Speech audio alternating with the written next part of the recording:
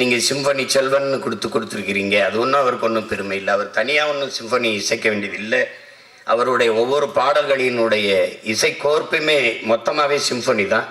உங்களுக்கு ஐயம் இருந்தால் தளபதி படத்தில் வரல, சுந்தரி கண்ணால் ஒரு செய்தி, அந்த பாட்டை நீங்கள் வரிகள் எடுத்துக்கிட்டு அவர் இசை கோர்த்து அந்த இசையை தொடங்கி ஒவ்வொரு இடத்துலையும் போகிறது தனியாக கண்ணை மூடி கேட்டிங்கன்னா அதுக்கு பேர் தான் சிம்பனி.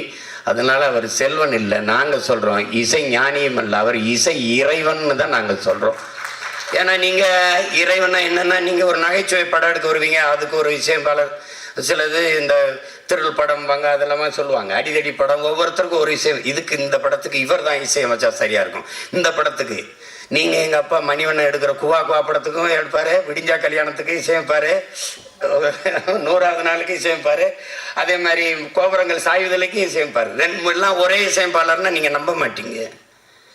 ஏன் இறைவன்கிட்ட என்ன கேட்டாலும் கொடுப்பாரு.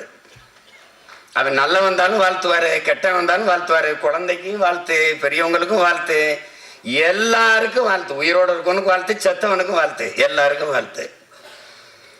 அது ஒரு அதனால தான் அது இசை இறைவன்.